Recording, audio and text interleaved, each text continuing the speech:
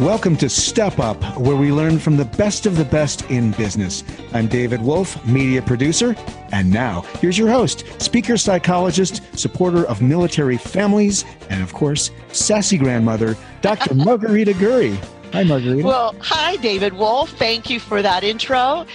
All right, everybody better get their seatbelts on because today we have Mike Cameron, and he's a guy for whom a marathon is just not enough. So he does ultra marathon. Mike Cameron, welcome to Step Up. Hey, Welcome, thank you Mike. so much for having me here. I'm excited to be here. Well, we're just delighted, and you can't see him, but he's a handsome guy in a business suit, and behind him, a bunch of interesting things, but on his shelf is a gong. So one of our goals is to get that man to ring that gong that we did something well as a group, the three of us. I have faith we can gong away, don't you? Absolutely. I think we're going to have some fun. That's And what as it's a all about, right? percussionist, I'm right there with you on the gong factor. All right. So you're all over the internet. I mean, it's fascinating. I don't even know where to start. You're a speaker. You're a serial entrepreneur. You are the founder of Axiom Mortgage in Canada, where you sell residential homes. Anyone in Canada, needing a home, please call him. Need a mortgage. We do the financing. Not the you do the finance, not the mortgage. Okay, so you do the finance. Oh, aren't you smart? That's even smarter. All right.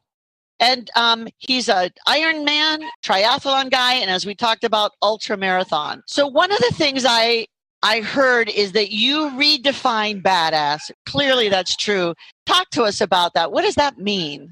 Well, so for me, redefining badass is it was interesting. So it came about a few years ago. I've studied the impact that emotion has on human behavior for a very long time. And one of the things that really struck me is that as men, we're a little bit of a disadvantage, I believe, because since the time we're in diapers, we're taught to suppress, avoid, or remain stoic in the face of our emotions. And, my girlfriend, Colleen, liked to tease me about how badass I was, as an Ironman, an ultra marathoner, a yogi, a rock climber, a business guy. She would always tease me about how badass I was. And I got to tell you, as a guy that's always been sort of more geek than jock, more nerd than cool kid, I got a kick out of that big time. And we were in August of 2015, we went back to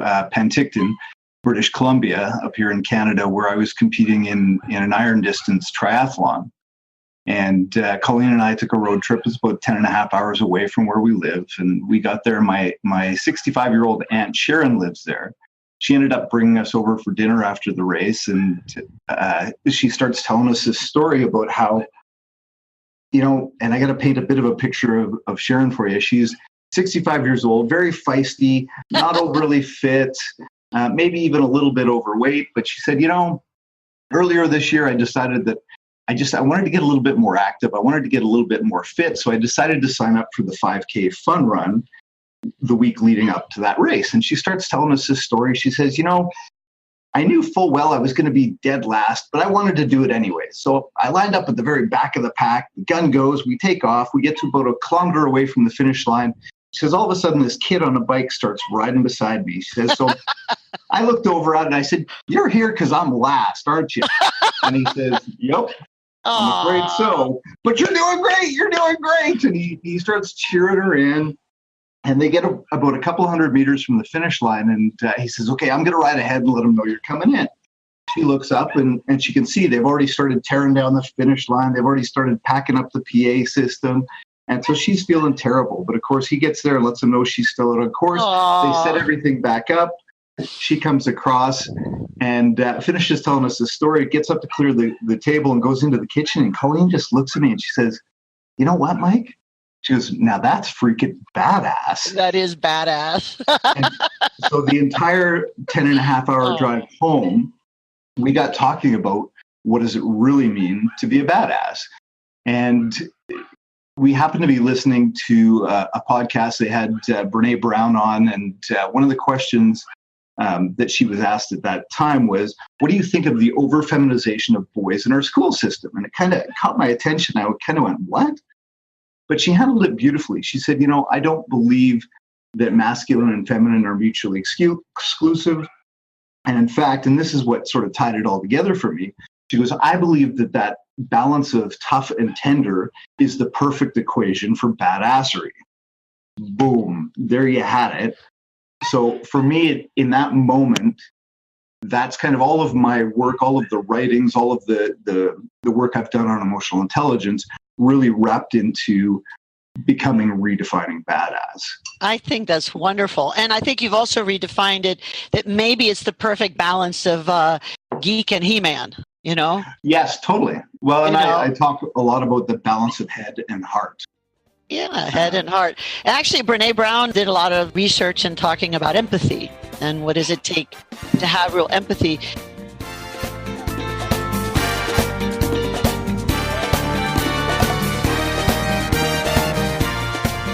So let me ask this question about badassery. Why is it that so many people who seem to be badass are so afraid to really have empathy and really feel someone else's pain? What's that about? Well, again, I think we've got the definition of what it means to be a badass wrong. And certainly, the way we think about strong is wrong. We think that strength is about avoiding or suppressing or manhandling our emotions to a point where they can't affect us, but they actually do. I mean, again, there's a ton of science behind it, and that was what I found really interesting. So for me, again, to give you a bit of a background, I'm more of a head kind of guy by nature. I started to practice yoga probably 5 years ago, and well, good for you. And so sort of moving into that, quote unquote, airy fairy realm was a little bit challenging for a guy like me that's sort of uber logical and a little bit Spock-like and likes to know all the science behind. I like to know the why behind the what. So I actually found it really comforting when I started diving into this a little more and actually looking at the research. So, again, for over 2 decades, I've studied the impact that emotion has on human behavior, first as a sales guy, and then as a business leader. And as a sales guy, I recognized early in my career that my customers bought on emotion justified by logic. And I worked hard to build that emotional connection with them through the power of story. As you can see, I mean, this is why I use story to illustrate points, because again, there's a lot of science. I think it's Dr. Yuri Hassan. If anybody's interested, wants to have a look at him.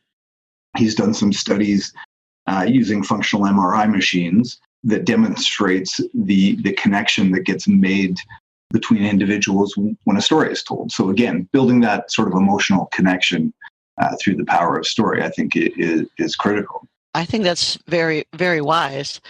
The whole idea of the secret of your success or anyone else's success. I believe anyone can be successful if they are true to themselves and work hard. So why is it that so many people don't allow themselves to be successful? That's a great question. I think it's scary to let yourself be seen. And that's critical. So to have the courage to step into who you truly are and not worry about who gives a shit what the world thinks. And sorry, I hope you don't mind a little swearing on your podcast. We've never heard that word before. Never. Okay. But it is a Canadian word, so we're good. Yeah, you pronounce it slightly differently, and there's an exchange rate on the word, so it's we're good. Okay, good stuff. Good stuff. Much more valuable in the States for sure.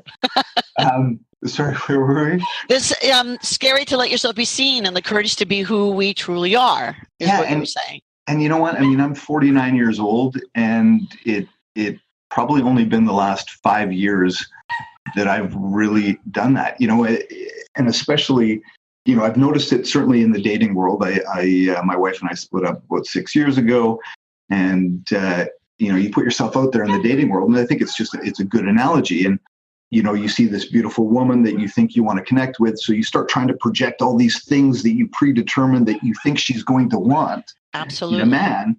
And you pretty quickly realize that that's not sustainable, because if you're just putting on a show, Maybe it takes a while, but at some point the show is going to stop. Yes. So really just dropping the mask of who we think the world wants us to be and stepping into who we truly are. Well, I think that's really great. One of my favorite philosophers is Chris Rock. And he says that when we're dating, we actually send out our representative. Yes. It's not really us, it's our representative that goes out on the date. And I think that is one of the secrets of good business. Today's leaders are authentic. Yes. And I think we have a bigger ability as a public to smell something that doesn't smell right. Yeah. Well, that bullshit factor. Yes. We can smell it. And we know when someone doesn't have the courage to have empathy. We know someone doesn't have the courage to be themselves. I think as a psychologist, one thing I've noticed is that we're all wonderful and awful, and we just better get over it. Right. I mean, we're both. Yeah, and I think it's a matter of finding ways to practice and accepting that we're not always going to be great at it. You know, we've had an interesting, amazing example of it up here in Canada. I don't know if you've seen Humboldt, Saskatchewan. There was a tragedy. I'm going to fall apart talking about it because it just the soccer hockey team. I'm sorry, right. hockey. Right. Yeah. So please talk to that. That'd be that's a good example. There was 16 kids that were killed in a bus accident. So sad. I'm so sorry. And we've seen the country come together. You know, last Thursday, I believe it was Jersey Day, and we all wore hockey jerseys to commemorate these kids. And these are kids, you know, I don't know personally. I have no connection to them other than the fact that I have a 17-year-old and a 15-year-old, and I've put them on buses to go to different sporting events and things. So it was an amazing exercise in empathy on a national scale.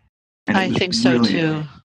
Well, know that America has been moved by your tragedy as well. And I personally have said a rosary every day since, and I will for quite some time. Just the grief was so outstanding.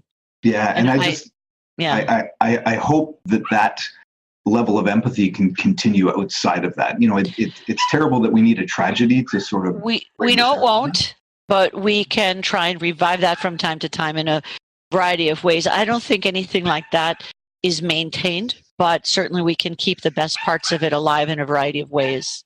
So one of the things that I read you talking about, and I've seen in some of your videos, you're an amazing speaker, by the way. Thank you. And are you part of the Speakers Association in Canada? You know what? I have not taken the time to get involved. I didn't see that you were listed. You should join CAPS. I know. And you should also earn your CSP. You're Certified Speaking Professional. CAPS is part of the Global Speaker Federation. There's 15 member associations. And I think, sir, that is a global distinction. And you've talked all over the place. Why not get your CSP, the Certified Speaking Professional designation? And I'm going to hound you on that one. So speaking of hounding, one of the themes that I see is this whole thing about personal responsibility. Please talk about that in terms of your life's work, the message you have for people that people in business or people personally, personal responsibility. Do you want me to touch on sort of what's happened in my life? Sure. Whatever. I mean, I think that because who you are, people will listen to you. And I think that whenever I see someone who walks the walk and talks the talk, if you say the same things that anyone else is saying, I think it's going to hit them in a different place and they can act on it. So whatever you can do to speak to the issue of personal responsibility would be golden. Sure. Well, again, it's been something that has struck me, and I've got a number of different stories, but, you know, probably the biggest, we talked about redefining badass and how that sort of came to be for me in August of 2015. Well, that little did I know how big an impact that philosophy would end up having on my life. Come October 2nd, Colleen woke up at my house Friday morning, and at 5 a.m. she had to go teach yoga at 6, and Colleen never made it to yoga. Colleen was ambushed, shot, and killed by an ex-boyfriend. I am so sorry. Who subsequently took his own life. Oh my God. So, yeah, so that the whole, the redefining badass took on a whole new level for me. And, when we talk about personal responsibility, afterwards, I had a ton of well-meaning friends surround me and pat me on the back and they'd shake their head and something, they'd say, something's got to change, Mike, something's got to change. And, that kind of became my mantra. Every morning I'd wake up and I'd look in the mirror and I'd shake my head and I'd just say, something's got to change, something's got to change. And, it was weeks of that. And then one day I added 3 little words to that sort of changed everything for me. And I said, something's got to change. And then I said, maybe it's you. Somebody's got to do something about this. Because we always say that, well, somebody should do something about this. Well, guess what? You're a somebody.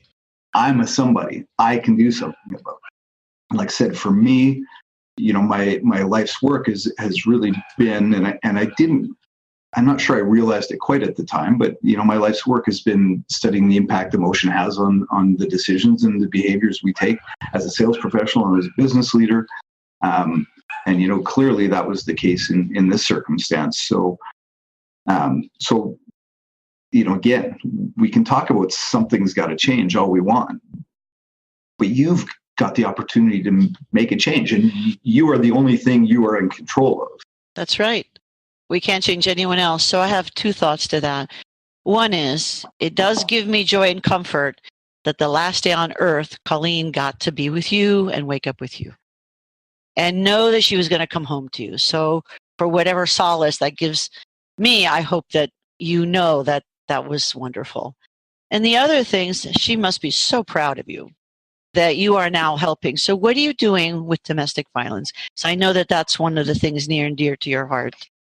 Yeah, well, obviously that, is something that 2.5 years ago wouldn't have really crossed my mind. And as a sort of upper middle class, white privileged male, you tend not to, I hate to, I don't want to sound arrogant saying that. No, it's the statistics and it's the reality of it is of your position in life, right? And just I think it's so easy to put the blinders on and think these things don't affect you until they affect you. And once they affect you, man, do they affect you? And that just goes to show that it can happen to anybody at any time, anywhere. So, again, one of the skills I have is public speaking and telling stories. And I'll tell you a story that, Colleen and I used to talk a lot about philosophy. And I remember one day we were having a conversation around talent, and I asked her what her talent was, and she repeated immediately, "Oh, I make things beautiful," which she absolutely did. She was an artist, a photographer, a videographer, a potter. She had a knack of bringing out the beauty in things. And she turned the question around and she said, "What do you think your talent is?" And I kind of hummed and hawed, and I said, not to take away, because by all accounts I've been, quote unquote successful, but I'm not sure that there's any one thing that I'm particularly gifted at or particularly good at. So I asked her, I said, "Well, what do you think my talent is?" She said, "Oh, that's easy. You've got a much more useful talent." I said, "Oh, what's that?" She said, "You make shit happen." I said, all right. As a business guy, I like that. So there you had it. She made things beautiful. I made shit happen. Together, you make shit happen. Beautiful shit happen. That is amazing. So what is the secret for many people who don't have that talent? What is the secret to making shit happen? Just taking action. Again, we talk, we listen to podcasts to get better, and we learn and we learn and we learn. So I got another story if you want it. Yes, please. Probably 20 some odd years ago now, I was, when I first started, it was about 25 years ago, when I first started working as a mortgage broker in Vancouver, British Columbia. Tony Robbins was coming to Vancouver, and I wanted to go walk on fire. But I just spent, it's $1,500 or $1,900 to get my mortgage broker's license. And I was just getting started. I didn't have any money. And it was, I don't know, $750 or whatever it was at the time. And I just didn't have the cash. And I thought, oh, jeepers, I got to get to see Tony Robbins. So how am I going to do this? And I thought, I'm going to go talk to my boss, because certainly if I get to go to this thing, I'm going to become that much better and I'm going to make him so much more money. And, I don't know. I don't care whether I got to wash his car for a year. You sold me already. Yeah, whether I got to wash his car for a year or not. So I kind of went and creeped over to his office.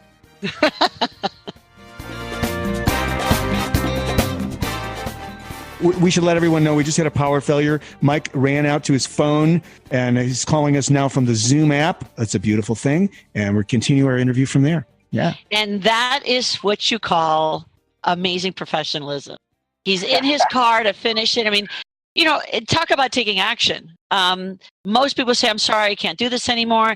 Here you are, this amazingly busy guy, and you found a solution. So, personal responsibility. I'm impressed. Absolutely. And you're making shit happen. He's making shit happen for sure. So, and shit happened to him. So there you go. It's always good to have practice, right? We're so grateful for the practice in life. So we were talking about 25 years ago, you just first started your mortgage broker job, you'd pay for the license, and Tony Robbins is going to be in Canada near you. $750, which you don't have, you want to walk on fire in the worst way. And so I could see that your sales mind is already having you come up with this amazing plan on how it's going to help your boss. So I can just almost envision this. So you run to your boss, and then what happened? That's when the power failed. I think it was a power surge because of your amazingness, right?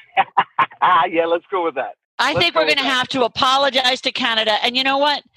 You're going to have to send us the gong, because, we'll have to do a virtual gong, because I think that was a gonger right there. Okay? Yes, absolutely. I will send you some audio of the gong. No question. You caused a power failure, okay? With your amazingness. So what happened then? You go to your boss, and then? So I went and knocked on the door. And one of the things you got to understand about my boss at the time, he was, I don't know how to best, he was kind of a little bit, you know what, let's face it. He was a curmudgeon. He was an asshole.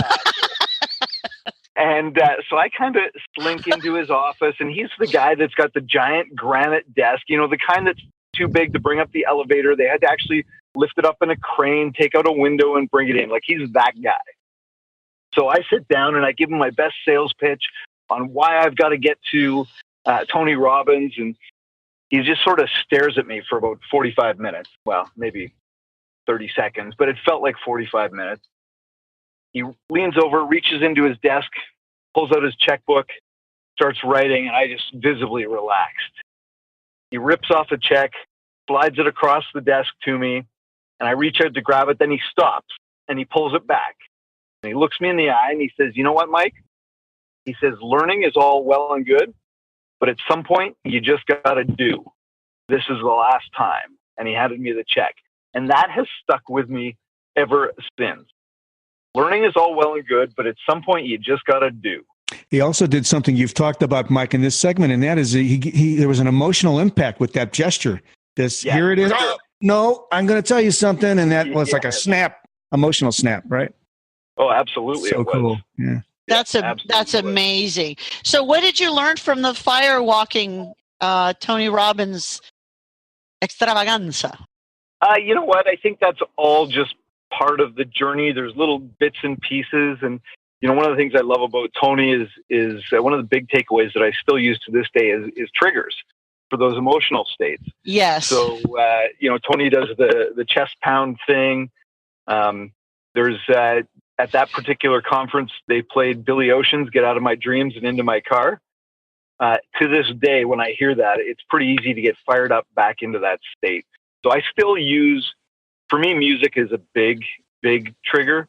So I try and anchor any positive emotional state to music or an action or something like that. So again, the gong for me is one of those. So I use the gong when I have a success. I'll go ring the gong. So if I need to get fired up or into that space, I'll go ring the gong. So tell us a story about the gong. Oh, that was just one of those, my business partner and I I'm not even sure where we ran across it initially. But I ended up buying, so he has an office, 300 kilometers, I don't know, what's that, 150 miles away, 200 miles away from me. And so I ended up ordering a couple of gongs online. So we both have one in our office. And it's just one of those celebratory, when we close a big deal, we make a sale, we do something exciting, we go ring the gong. And it's become something in our office that people know when they have a great day, they do something fantastic, they walk into the office and they ring the gong. And then they get so anyone can ring the gong. Yeah, absolutely. So you have to ring your own bell, so to speak. Yeah, well, it's about celebrating successes, because I think, especially for some of us A-type hyper-driven folks, we're quick to point out our failures, but we're not so quick to point out our successes. And, as I say this, so I just finished doing a TEDx, and I just... Congratulations! What'd you do it on? Redefining badass. We're going to insert gong right here. Yes, well, it's funny though, because I got the preview video back, and I've actually been really disappointed with it. Really? Why? Well, I felt it wasn't my best performance. But again, I think I'm quick to point out and be critical. Yeah. But the reality is, I got to deliver that message. Yes, you did. Stage in front of a bunch of people. Absolutely. And that will make an impact. And you were badass. I'm going to make you an offer because I believe in you, sir. I'm a certified speaking professional. I'm an old lady. And I am privileged to help a whole lot of people. So if ever I can give you input, and there's a bunch of us who help each other out, if I can ever give you input on a video or preparing for a presentation, call me. Text me first. I don't love the phone, so text me. And we'll find a time, and let me be part of your team, the badass team. Okay. All right. I'm delighted. I have a free calling hour every single day, Eastern Standard, 7:30 in the morning to 8:30. But if you text me and I'm free, I just call you back then, or we make a time. So let me help. Yeah, because we all are wonderful and awful. I videotape most of my presentations, and I look at them, and a lot of times I send them to my review team. I have 2 or 3 people that I can ask for different types of, and I'm always amazed at how badass I can be to have the courage to look at how I embrace the suck, like that was terrible. That was awful. And I'm thinking, why did I do that? Or I'm telling the story and I'm backing up. Why not move forward? Things like that. So take me up on my offer. I would be honored and delighted. I think you are one of the people that can make a big difference in this world. Thank you. I appreciate that. Well, I really believe that. And I know that Colleen and my Father in heaven are going, we believe in you. My father was one who just say, just do the right thing. Just do it. My father was a real badass. So I think they're both going, mijito, ahora do this. You can do this. So they're all happy at you. My daughters used to say, I'm happy at you, proud at you. So we're all happy at you. Nice. I like that. Yeah, and I'm ringing my gong. Okay, David, we're both ringing our gongs. All right, that was very good. So now, one last thing. Which I know we've taken up a lot of your time, and I hope you'll agree to be on our show again. Yeah, absolutely. Because this is wisdom from the best of the best in business, and you, sir, are the best of the best in business, and people out there need you. So one last thing. What is your favorite quote? Something you can share with people. Oh, yes. My favorite quote I love. So there was a Nike motivational video they did some years ago. And one of the quotes in that is, luck is the last dying wish of those that think that winning can happen by accident. Isn't that true? Sweat, on the other hand, is for those who know it's a choice. That is amazing. That is amazing. Because so many people say, oh, you have such good luck.